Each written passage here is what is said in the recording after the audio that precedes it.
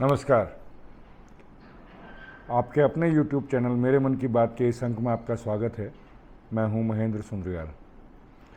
मित्रों, कल के अंक में मैंने चर्चा की थी रागिनी नायक बनाम रजत शर्मा। वो जो कुछ भी हुआ था उसमें सिर्फ इतना ही ऐड है आज में कि रजत शर्मा जी ने रागिनी नायक, जयराम रमेश, पवन खेड़ा और जो और लोग हैं उनके खिलाफ जो है मानहानि का मुकदमा कोर्ट में दायर कर दिया है। ये उसमें है। आज एक नए मुद्दे पर चर्चा, कैसे जो जिहादी मानसिकता वाले हैं, मजहबी जो उन्मादी हैं, वो कैसे किसी को टारगेट करते हैं, उसको डराते हैं, इंटिमिडेट करते हैं। इसका नया एपिसोड जो है सामने आया है। टीवी डिबेट्स पर आपने अक्सर जो है वो जेएनयू के प्रोफेसर साइंस के डॉक्टर आनंद रंगनाथन को सुना होगा, जो हर डिबेट में, हर चर्चा में अच्छी तैयारी करके आते हैं, बेधड़क होकर बोलते हैं। उनके सारे जो आर्ग्यूमेंट्स हैं, उनके तर्क जो हैं तथ्यों पर आधारित होते हैं, तो बड़ा मुश्किल होता है किसी को भी उसका काट करना। भारतीय जनता पार्टी और मोदी के विरुद्ध भी उन्होंने काफ़ी कुछ बोला है, बोलते हैं कई बार, उसकी नीतियों के विरोध में बोलते हैं, और कांग्रेस और अन्य जो विपक्षी दल हैं उनके बारे में भी। कांग्रेस उनसे इसलिए ज़्यादा नाराज़ है क्योंकि वो जो महिमा मंडन नेहरू का है उस पर वो अक्सर बोलते हैं, नेहरू की गलतियाँ और उसकी कमियाँ गिनाते हैं, उनके जो कुकृत्य हैं उनके बारे में भी बताते हैं। तो इसलिए कांग्रेस उनसे काफ़ी नाराज़ है। एएनआई की एंकर और मालकिन जो हैं स्मिता प्रकाश, वो काफ़ी सारे पॉडकास्ट करती रहती हैं। उसी में एक उनकी जो है वो समोसा कॉकस करके एक आता है, उसमें 3 एपिसोड पहले हो चुके हैं। चौथा एपिसोड जो है वो परसों 10 तारीख को टेलीकास्ट हुआ, 3-4 दिन पहले। उसमें हमेशा पार्टिसिपेंट्स होते हैं, सुशांत सरीन होते हैं उसमें, डॉक्टर आनंद रंगनाथन होते हैं उसमें, अभिजीत ऐर मित्रा होते हैं और तहसीन पूनावाला होते हैं। ये 4 लोग उसमें होते हैं स्मिता प्रकाश के साथ। हंसी मजाक का जो है माहौल रहता है, और हालांकि गवर्नमेंट की पॉलिसीज़ और पॉलिटिक्स वगैरह डिस्कस होती हैं, लेकिन बेसिकली हल्का फुल्का कार्यक्रम है, इसलिए पसंद भी किया जाता है, उसको काफ़ी लोग देखते भी हैं। तो 10 तारीख के जो टेलीकास्ट हुआ था पॉडकास्ट, उसमें कई सारे मुद्दों पर चर्चा हुई। उसमें बीच में कश्मीर पर भी चर्चा हुई, जिसमें डॉक्टर रंगनाथन ने कहा कि भारत सरकारों से, जो सक्सेसिव गवर्नमेंट्स ऑफ इंडिया हैं जो लगातार आई हैं, उन सब ने हमको जो है इस मामले में लेट डाउन किया है।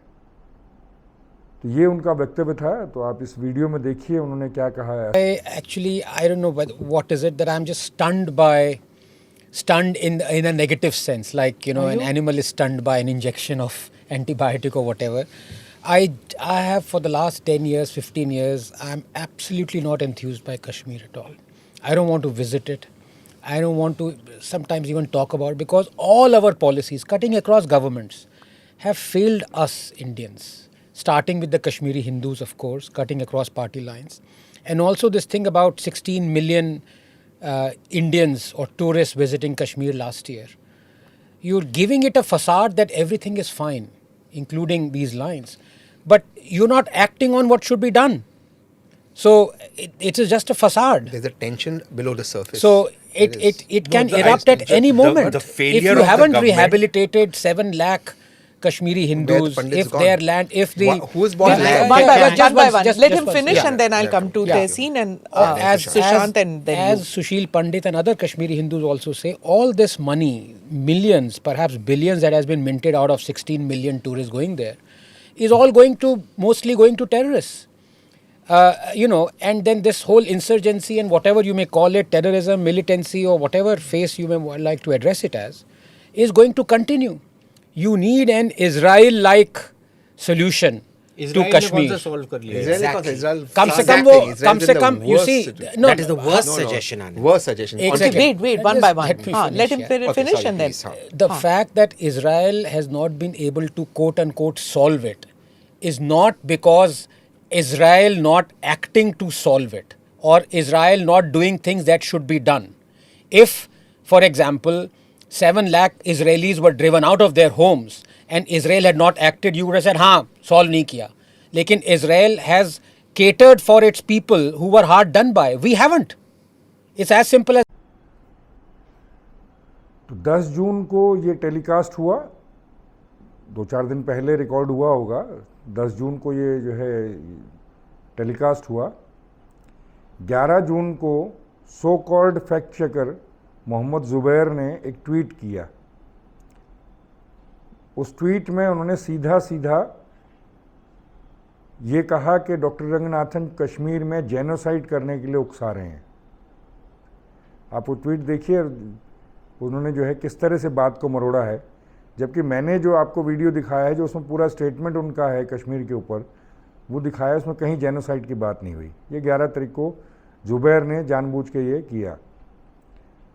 तहसीन पूनावाला जो उसी पॉडकास्ट में थे, कांग्रेस को रिप्रेजेंट करते हैं आमतौर पर, हालांकि आधिकारिक प्रवक्ता कांग्रेस के नहीं हैं, लेकिन उसको रिप्रेजेंट करते हैं. और वो उनका जो है प्रियंका गांधी की, प्रियंका वड्रा की ससुराल में उनका शायद वैवाहिक रिश्ता भी है, तो वो कांग्रेस को डिफेंड करते हैं हमेशा. उसमें उन्होंने एक ट्वीट जो है वो लिख के कहा कि भाई ये जो कह रहा है मोहम्मद जुबैर वो गलत कह रहा है. उन्होंने जेनोसाइड की, नरसंहार की कोई बात नहीं की कश्मीर में, डॉक्टर आनंद रंगनाथन ने, और ये गलत है. उनको ये कहने की ज़रूरत इसलिए पड़ी क्योंकि 11 तारीख को जैसे ही मोहम्मद जुबैर ने कहा कि ये जेनोसाइड के लिए उकसा रहे हैं, वैसे ही बहुत सारे वामी जो हैं वो उनके पीछे पड़ गए, ट्रोल करने लगे, तरह तरह की उनके बारे में बात करने लग गए. तो वहाँ तक तो था, ठीक था, लेकिन एक पुराना घटनाक्रम है जिसके दोहराए जाने की जो है वो आशंका हो रही है. देखिए 26 मई 2022 को टाइम्स नाउ की एक डिबेट में तस्लीम रहवानी ने उकसाया. ज्ञानवापी के ऊपर जो है वो चर्चा थी. उस चर्चा में उन्होंने शिवलिंग के ऊपर काफ़ी आपत्तिजनक कहा, जिसके विरोध में नूपुर शर्मा, जो उस समय जनरल सेक्रेटरी होती थी इसकी बीजेपी की, उन्होंने जो है वो तैश में आकर के कुछ हदीस वगैरह कोट कर दी, कुछ कह दिया. 27 मई को मोहम्मद जुबैर ने उस पर कहा कि ये गलत उसने कहा है, और उन शब्दों में नहीं, लेकिन जो है ट्वीट करके जो कहा है उसमें वो जो है वो आपत्तिजनक जो है बताया उसको. तो इससे क्या हुआ कि जो मजहबी उन्मादी हैं उनको तो कोई ना कोई टारगेट चाहिए होता है, तो उन्होंने टारगेट पे नूपुर शर्मा आ गई.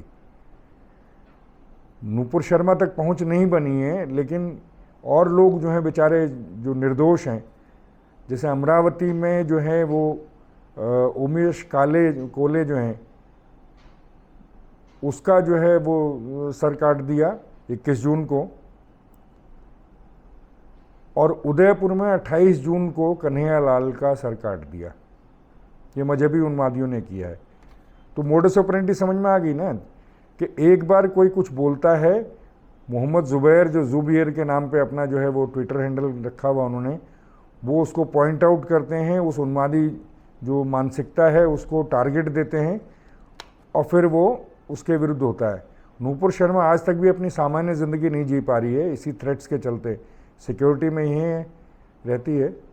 और वो जो 2 लोग थे जिन्होंने नूपुर शर्मा के स्टेटमेंट को फेसबुक पे या सोशल मीडिया के किसी और चैनल पे जो है सिर्फ लाइक किया, उन दोनों की गर्दन काट दी गई. इस बार भी कुछ ऐसा ही लगता है कि मोहम्मद जुबैर का यही इस बार मोडस ऑपरेंडी है. आनंद रंगनाथन के खिलाफ बहुत सारे जो हैं वो कांग्रेस और वामी जो हैं वो हैं, क्योंकि वो वामपंथियों के कांग्रेस की जो है गलतियां बताते रहते हैं, उनके विरुद्ध बोलते रहते हैं, तथ्य बताते हैं, इसलिए निशाने पे थे. तो एक ऐसी बात जिसका इससे कोई लेना देना नहीं है, जो जेनोसाइड है, नरसंहार है, उससे कोई लेना देना नहीं है, सिर्फ कश्मीर में हिंदुओं के बसाने को लेकर के बात उन्होंने कही थी, कि जैसे इजराइल ने यहूदी बसाए हैं इजराइल में, इसी तरह से भारत सरकार को भी जो है जो कश्मीरी हिंदू कश्मीर से भगाए गए उनको वहाँ दोबारा जो है वो बसाना चाहिए, इस संदर्भ में कहा था. लेकिन जानबूझ करके उसको गलत परिप्रेक्ष्य में लिया, गलत उसका वो टर्न किया, और उन्मादी भीड़ को आनंद रंगनाथन के विरुद्ध जो है उकसा दिया।